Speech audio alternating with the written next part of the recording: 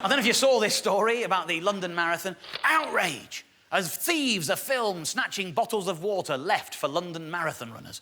Some people said they were stealing the water. Others said that the water was left there by the sponsors who don't come back to get it. The race had been run and that people always just help themselves at the end of the day. I do not know which version is true. I do know that those papers that quite like to stoke the fires of outrage were very clear in the language they used to describe these events, whereas other news sources were being a little more cautious, putting stealing and stolen in inverted commas and saying it was supposedly this and purportedly that. It was in pretty much all of the papers, and absolutely everyone seemed to have an opinion about it. It just went on and on and on. And when a story like that is bubbling away, I always find myself drawn to that darkest of places. Then I'm in the below-the-line comment section, the bottom half of the internet. I go there so that you don't have to. I find the comments that baffle, amuse, offend, or delight me. I take my favourites and I turn them into something that I like to call a found poem, ladies and gentlemen, that I would like to perform for you now. Scum of the earth, nothing else to say. The worst of the worst. End of. People were running a marathon, for crying out loud. I can think of no greater human achievement than that. And I can think of no crime worse than the stealing of their water.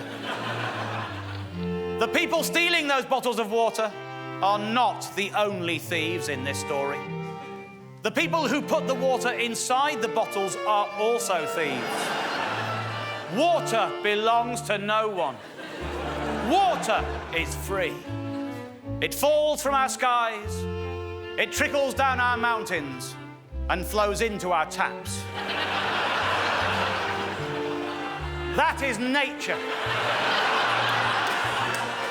Building a factory around one of those taps doesn't make that water yours. That is the real crime here. Imho, the water would not have been taken had it not been for the actions of Mr. Jimmy Savile. People have lost all respect for marathon runners in recent times, and the blame for that lies squarely at his door. The peeps who did this should be forced to run a marathon as a punishment, without water.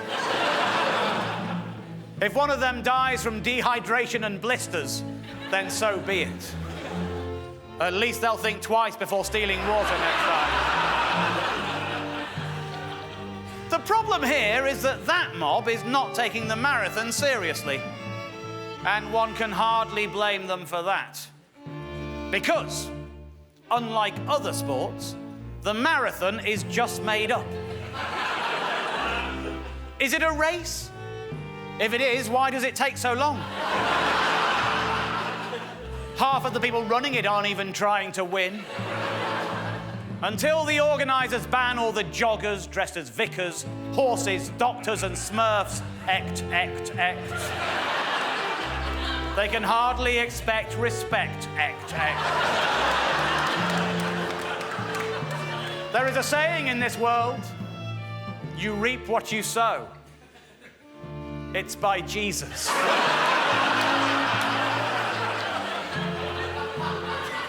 And in this instance, the London Marathon is reaping water theft.